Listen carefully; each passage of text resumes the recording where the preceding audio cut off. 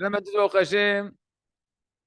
Ashrenu matov chelkenu, qu'on a le droit de continuer ensemble le Sefer Etz Hadaat, qui nous apprend à intérioriser la conscience qu'Hachem nous aime d'un amour qui dépend de rien.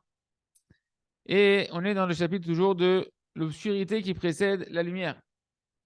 Que c'est une loi de la création qu'il faut comprendre pour pouvoir accepter les phases d'obscurité dans sa vie de manière positive et de manière constructive. Le Rav nous dit, Shalom Aruch et Yehiye, que les tzadikim, les grands tzadikim des générations, ils avaient conscience de ce principe-là, que l'obscurité, elle précède la lumière.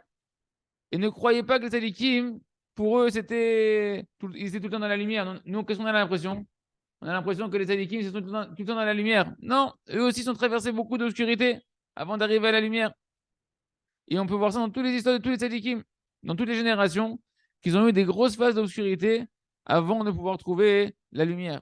Tous les patriarches, les Avot HaKadoshim, les matriarches, les Imot HaKadoshot, Yosef HaTzadik, les 12 tribus, Moshe Rabbeinu, Aaron HaKohen, tous, ils ont traversé des épreuves, de nombreuses épreuves. Et leur force, qui font qu'ils sont des tzadikim, c'est qu'ils ont tout traversé avec la Emouna. Et c'est de ça qu'est devenu tout le Chumash. D'où il vient le Chumash?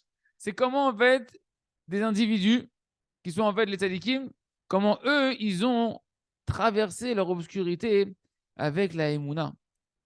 Combien d'épreuves et d'événements ils ont traversé, par exemple, David Ameller. David Ameller, mais de ces épreuves, qu'est-ce qu'il a donné David Ameller? Il a donné tout le livre de Teilim.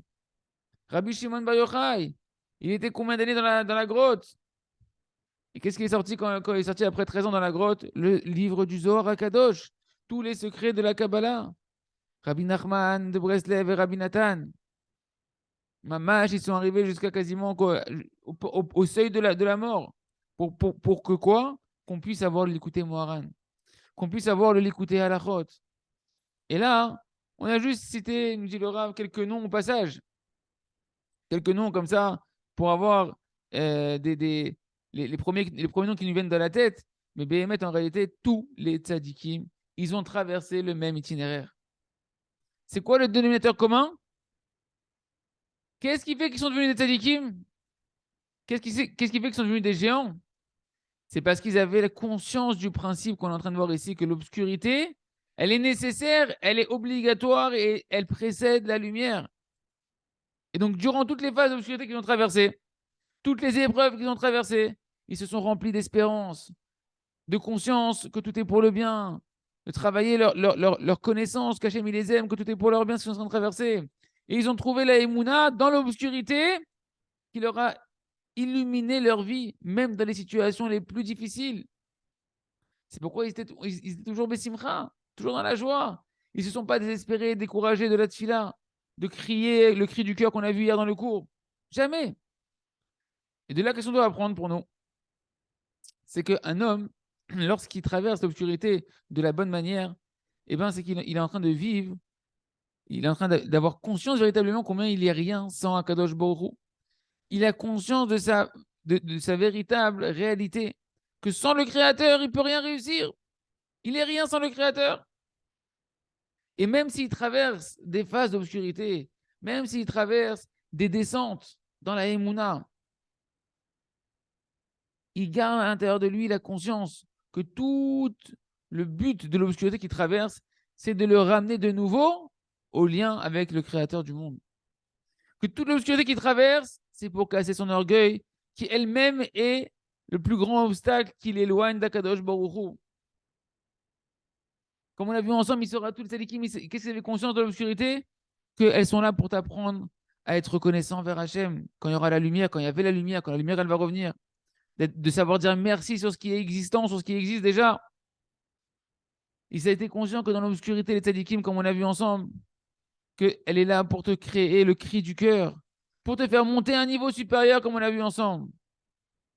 Toutes ces phases nécessaires de l'obscurité avant la lumière, c'est pour en réalité dégonfler notre orgueil et nous ramener à la soumission, à avoir une véritable conscience, nous rappeler que pourquoi on est tombé? Parce qu'on a d'abord utilisé, rappelez-vous ce qu'on a vu ensemble, l'intelligence avant la Emouna.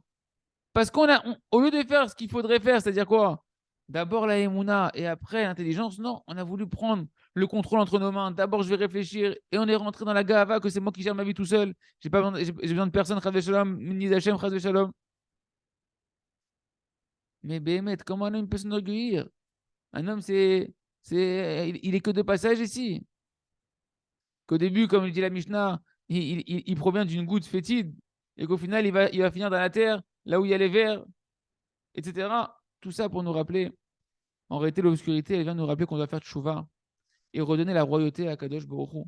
Que c'est Hachem qui gère le monde et notre vie. Celui qui n'apprend pas, les amis, ce principe fondamental de précéder la émouna, la foi à la raison, la foi à l'intelligence,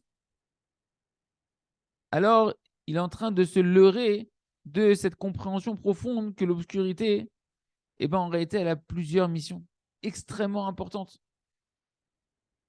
Et que c'est inévitable dans le cycle de la vie et du quotidien de la personne de devoir rencontrer des phases d'obscurité. C'est nécessaire et obligatoire. Et celui qui ne sait pas ça, à chaque fois, il s'étonne. Oh là là, encore de l'obscurité. Et quand il s'étonne et qu'il est en train de se lamenter, eh ben, il reste enfoncé dans sa phase d'obscurité. Dans le meilleur des cas, après un bon moment, il va se lever de sa chute. Mais celui qui a compris et qui intériorise, les amis, c'est ça qu'on doit faire. Intérioriser comment Hachem il a organisé la création, comment Hachem il orchestre la création du monde, comment Hachem il gère son monde. L'obscurité, ça fait partie du programme d'Hachem avant la lumière. Alors il s'efforce constamment de précéder dans chaque situation sa émouna avant son intelligence. Et dans chaque descente, il travaille sa conscience et il réfléchit, il fait cheshbon nefesh et il se remet en question. Et grâce à ça, il se relève extrêmement vite de chaque chute. Et plus ça va, et plus il se relève vite de la chute. Plus il traverse l'obscurité rapidement et il revient dans la lumière. Et en réalité, à un moment donné, on arrive à un niveau que même dans l'obscurité, la personne elle va savoir se consoler avec des désirs, des gagouïms, des sentiments pour Akadosh Baruch Hu, de vouloir retrouver la lumière, que bientôt va venir le jour, que bientôt va sortir l'obscurité, on va sortir de l'obscurité, dans la conscience que ça fait partie de la création du monde et de l'organisation, de l'orchestration du monde. Va y va y il fut soir, il fut matin, jour 1, il fut soir, il fut matin, jour 2. Chaque jour, il commence par l'obscurité. Quand on aura appris, les amis, et qu'on aura intériorisé avec beaucoup de prières que c'est normal et nécessaire, alors on pourra progresser extrêmement vite et vivre dans le jour comme dans la nuit avec le sourire. Chazak ve nitrazek.